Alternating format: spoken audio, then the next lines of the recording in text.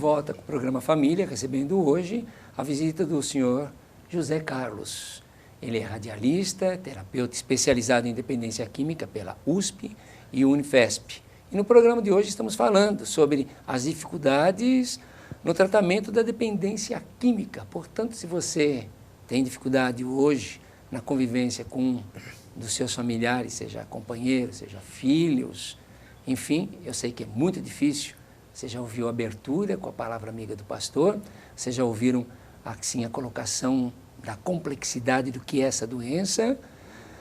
O nosso especialista, Dr. José Carlos, que é realmente especialista na coisa, explicou muito bem detalhado como é difícil, tanto para a família como também para o dependente reconhecer. Portanto, se você tiver em dúvida, entre em contato conosco através do nosso e-mail, programaabc@net.com.br ou pelo nosso hotline 11 9 73 18 84 36.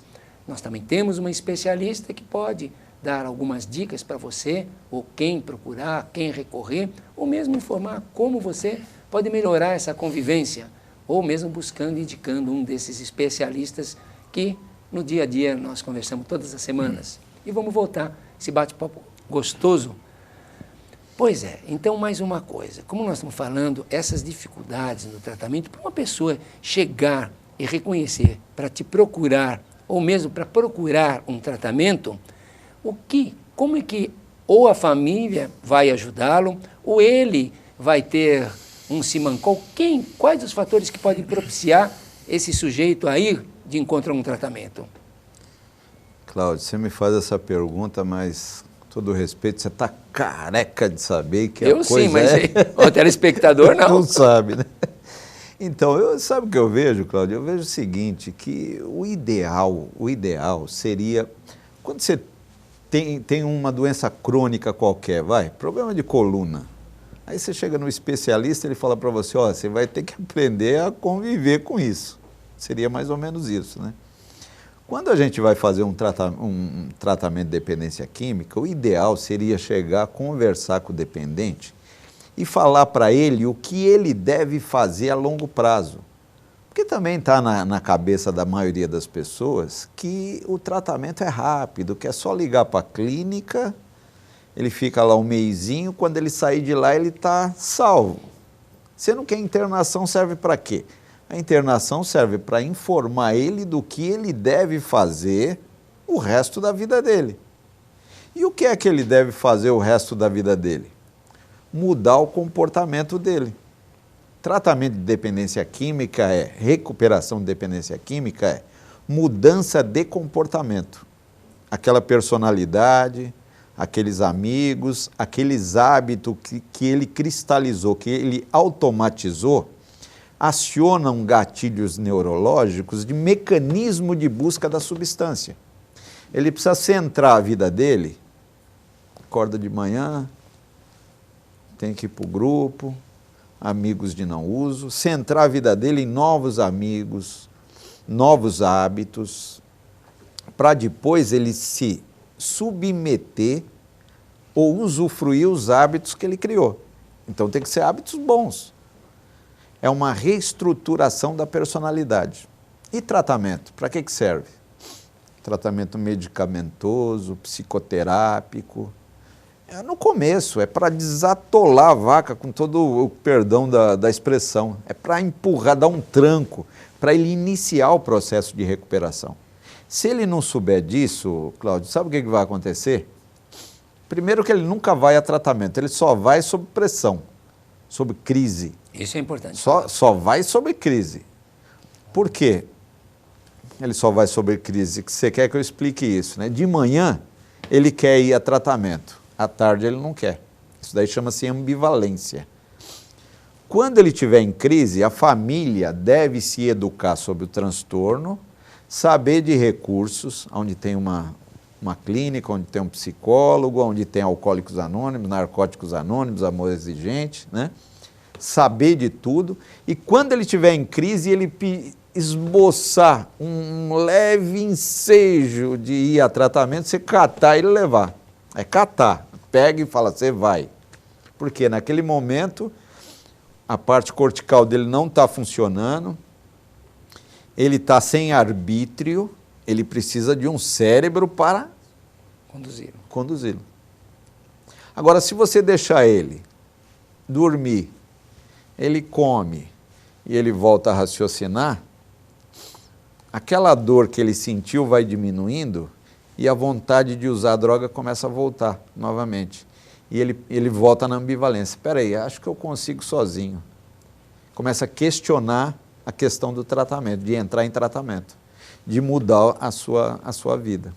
Então essa ambivalência tem que ser aprendida, a família tem que saber dessa ambivalência o quê? Para aproveitar a crise.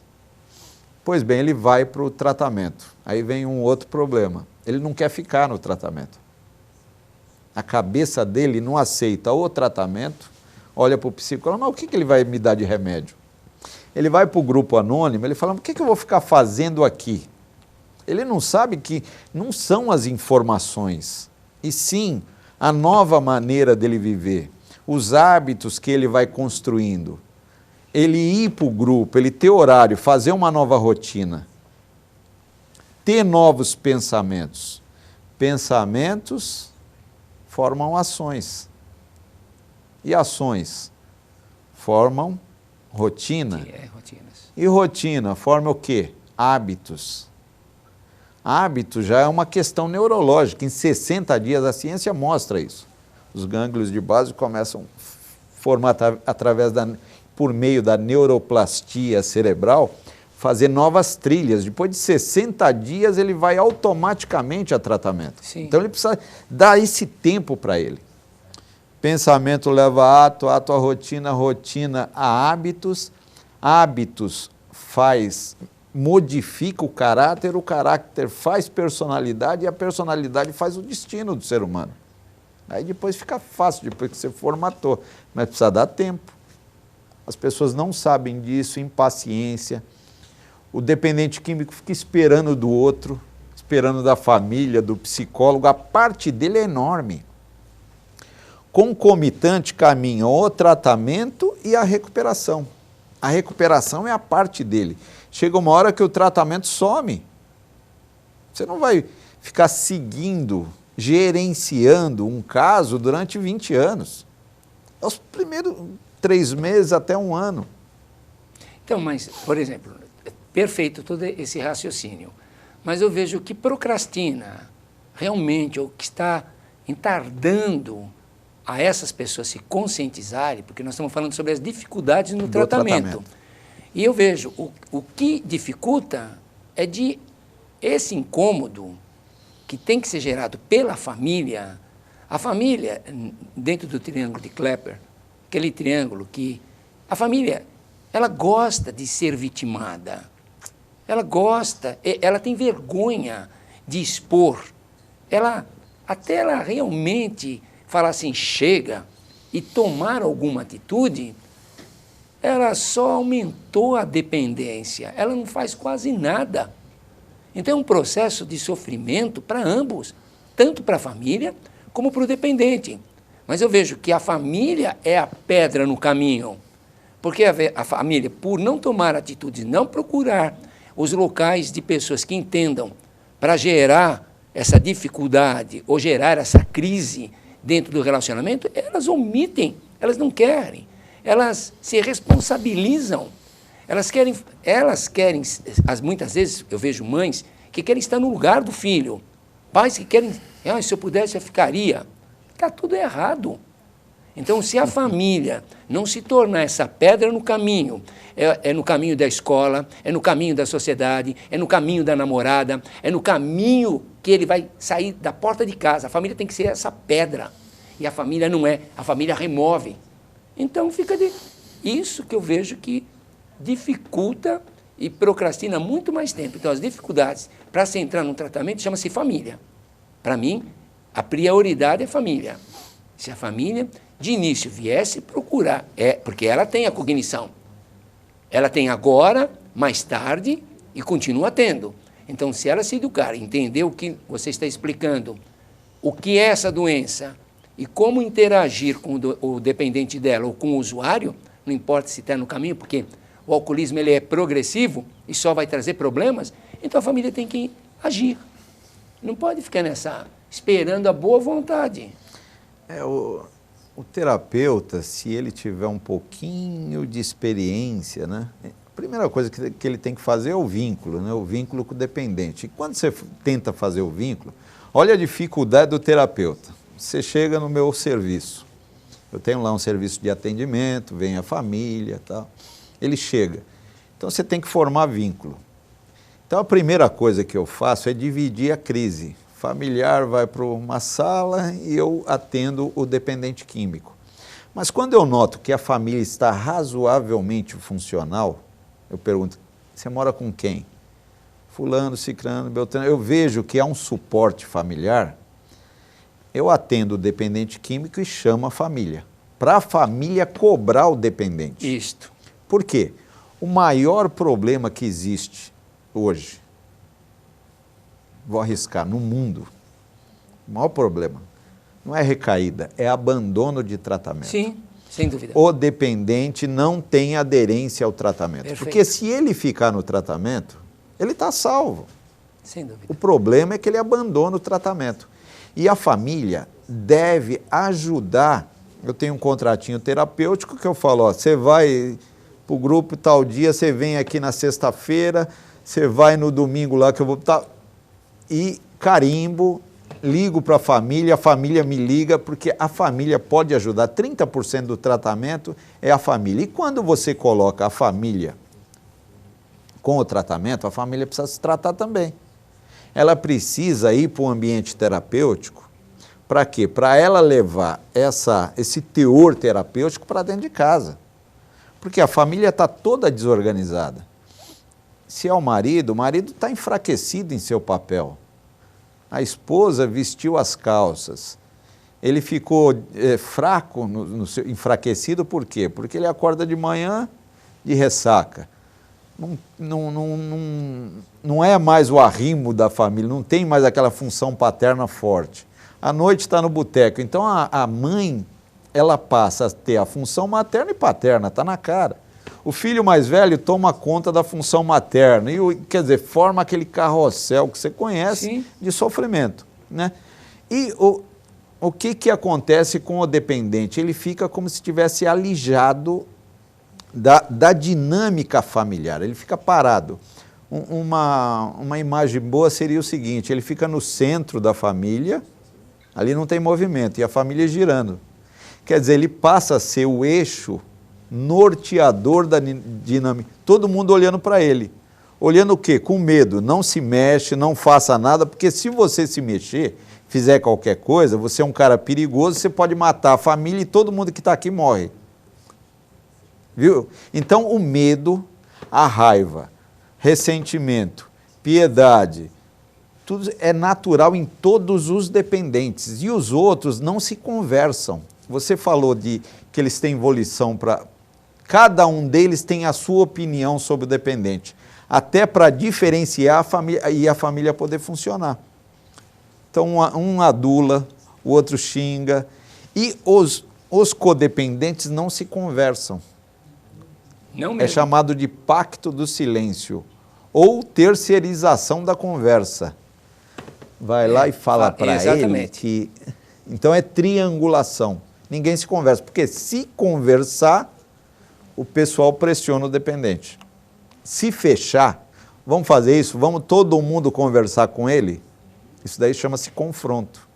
Ou então uma intervenção, que pode ser uma intervenção orientada, que é uma técnica americana que dá certo em 95% dos casos. Você faz uma intervenção orientada para levar a pessoa a tratamento, ou ficar no tratamento. Então, assim, eu computo essa desconfiguração dos papéis familiar como a família disfuncional. Porque a família relativamente funcional, ela adere ao programa, mas é a minoria. As famílias que têm essa percepção, essa consciência, que vão e dá certo. Eu não vejo uma família que esteja presente, que acompanha, que não tenha resultado positivo. Então, hoje eu vejo que a família que sai, que também não dá continuidade no tratamento, porque a família tem que entender que ela está lá para se tratar. Em primeiro lugar, ela está muito doente, porque ela quer fazer algo que não cabe a ela. Ela tem que respeitar o dependente para ele se ver as consequências. Ela não deixa ele ver, sendo que, quando pequeno, se ele tira uma nota ruim, escolar, ele que tem que arcar com aquilo, ficar com vergonha diante do grupo, ou se sentir assim, em prejuízo. Ele, não é a família que estuda e vai tirar a nota por ele. Ele que passa lá pelos bullying, ou enfim, pela aprovação do grupo. Ora, por que ele não tem que hoje ser responsável? Se ele chega atrasado no trabalho, não é a família que tem que ligar e dar uma desculpa para ele. Olha, ele vai chegar omitindo ou tirando a responsabilidade dele, e a família faz isso. Tem medo, será que ele vai perder o emprego?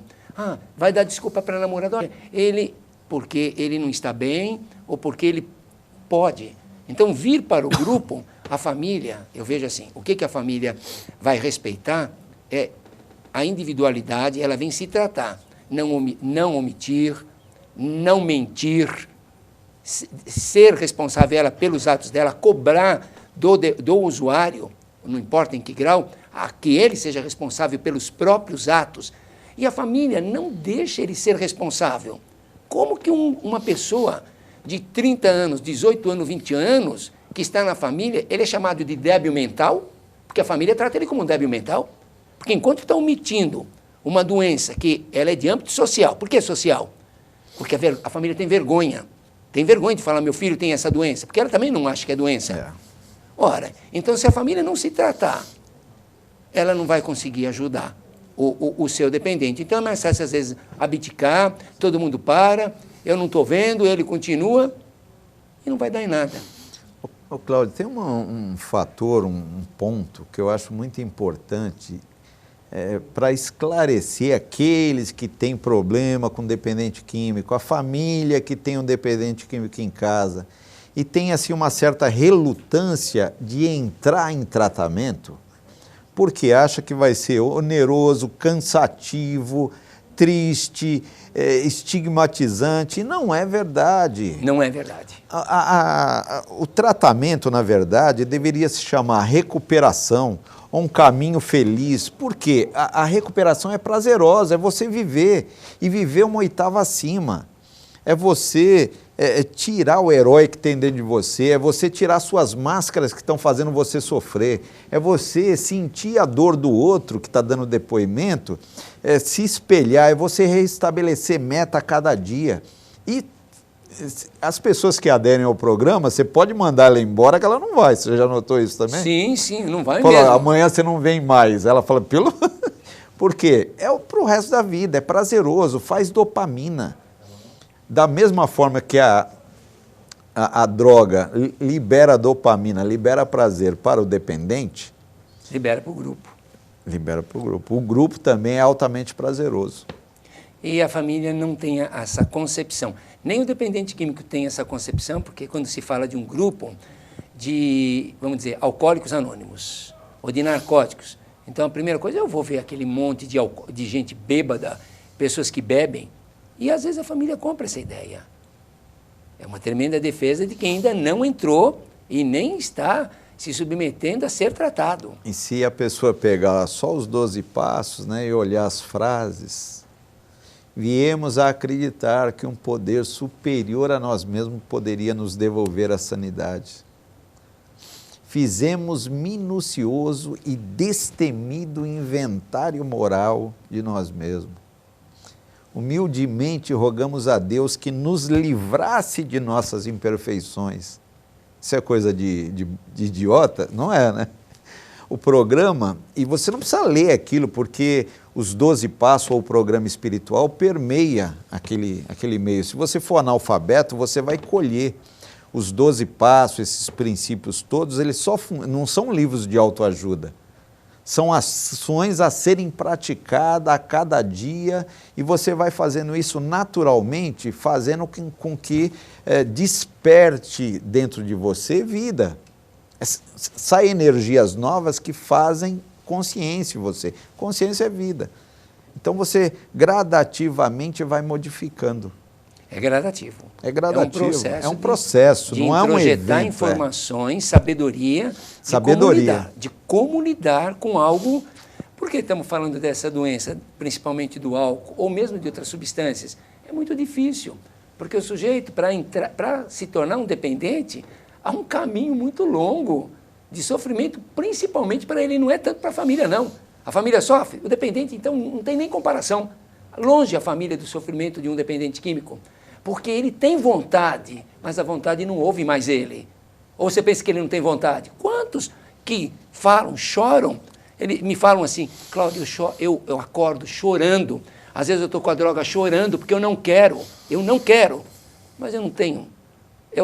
A vontade não me ouve mais, que é o processo fisiológico, é do crave mesmo, da necessidade corpórea.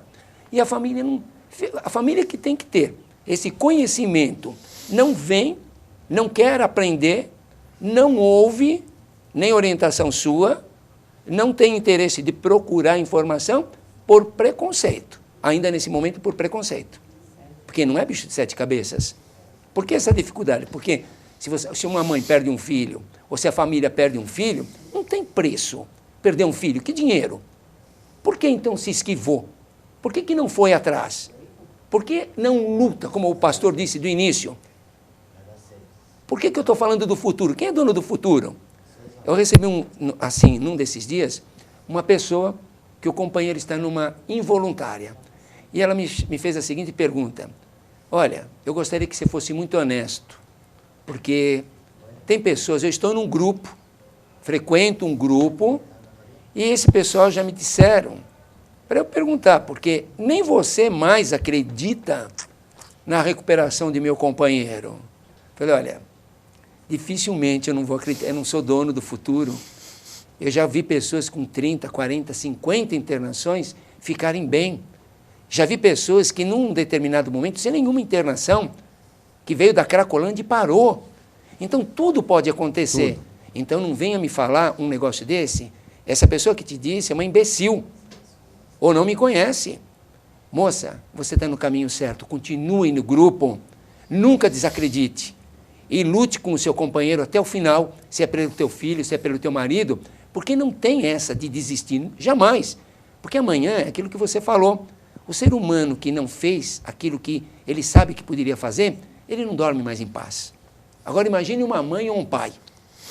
E uma outra coisa, é que é difícil a gente falar disso, nós que estamos razoavelmente acostumados em mexer com manuais científicos, psicológicos e tal, a gente fala muito pouco da espiritualidade. E no mundo, 97% das pessoas, seja a religião que for, acreditam que depois da morte acontece alguma coisa. Católico, protestante, espírita, budista, hinduísta, todo mundo que tem uma religião tem uma intuição, tem um sentimento de que algo vai acontecer depois da morte. Você não vai pôr algodãozinho aqui e tal e sumir, né? Então, o processo de dor, né, é despertamento. Então, quando você vê lá a pessoa, como você falou, com fissura, o craving, às vezes eu atendo pessoa, eu falo assim, quando você está indo para a biqueira, o que acontece? Quando você põe 10, vou falar uma gíria aqui, 10 merréis no bolso, para você ter um vínculo com ele, você põe 10 reais no bolso, o que acontece? Ele fala, me dá diarreia. Você já ouviu isso, né? Sim. Me dá diarreia. A gente mostra a força da compulsão, do impulso compulsivo. Ao mesmo tempo, você vê como é uma lei de atração e repulsão. Por quê? Ele tem vontade de usar, mas ele tem vontade de parar. Isso é um conflito, cria um conflito na mente, muito grande. Uma angústia, uma ansiedade, uma vontade de se liberar daquela situação que é terrível, né? Então, a gente não sabe o que está acontecendo naquela alma. Você sabe? Eu não sei. Não, mas alguma coisa de bom Deus, a vida quer. Porque essa insatisfação que nós temos, moto contínua, e às vezes erramos de caminho, vamos para a droga e tal, é a mesma dos santos. Verdade. A gente vê Paulo de Tarso, Agostinho de Tagaste, homens que tiveram crises de transformação, em determinado momento nós temos a nossa crisezinha, exatamente. A nossa crise de transformação, Verdade. de modificação. Agora precisa vir a dor muitas vezes. E o tempo nosso, às vezes não é o tempo da mãe, a mãe quer para ontem o negócio. Verdade, verdade. Zé Carlos, está muito gostoso o nosso bate-papo, mas infelizmente nós temos um horário. Então eu vou pedir para que você fale alguma coisa para essa família que está te ouvindo nesse momento, ou para o jovem também, que está no uso, ou no começo do uso. O ideal seria que a gente gostaria, né, que as drogas não existissem, mas elas estão aí. A primeira coisa é, as drogas estão aí, não adianta a gente enfiar a cabeça como se fosse avestruz. Se nós temos filhos, numa idade até 13 anos, precisamos tomar cuidado. Nós precisamos investigar, nós precisamos cuidar, nós precisamos monitorar, olhar os coleguinhas e principalmente instruir e falar na minha família, porque o amor é tudo, viu? Se você for funcional dentro da sua casa, tiver amor, é um fator protetor danado. Então falar no ouvidinho do seu filho, filho, eu te amo, filho, eu te amo. E na nossa família nós não usamos droga. Na nossa família nós não usamos droga. E daí o resto, né, seria assim um acréscimo, aprender sobre transtorno, ensinar ele a falar não e tal. Existem alguns manuais que falam como fazer prevenção para as crianças. Está aí. Essa é a palavra do nosso querido especialista José Carlos, doutor José Carlos, que falou sobre dificuldades no tratamento e que está atribuindo que a família tem que ter esse conhecimento mais pedagógico, informativo. Se não souber e se não... Você que está mais lúcido, com a capacidade de entender, cobrar, participar, insistir, persistir, fica difícil, porque ele no começo precisa desse empurrão. Pois é, agradeço a sua participação, muito obrigado mesmo, é um prazer tê-lo com a gente. Obrigado, Cláudio. E com certeza a gente precisa sempre estar recebendo vocês aqui. E falar para você, telespectador, que essa casa também tem apoio da Instituição Cláudio Amâncio, que dá apoio não só aos dependentes químicos, como também para os familiares que se tornam codependentes. Tem a participação da Igreja Batista Betel, com a palavra do pastor Getúlio, aqui do programa de voluntariado do canal Laicidade, do nosso amigo Djalma Lorenzinho, do Espaço Vivo, do Paisagismo de São Caetano, e convidar a todos vocês, grupos de mútua ajuda do nosso país, que queiram mandar o seu tematista, o seu especialista. Esse é um programa de portas abertas para você. Nós agradecemos a sua atenção até agora e até o próximo programa. Forte abraço.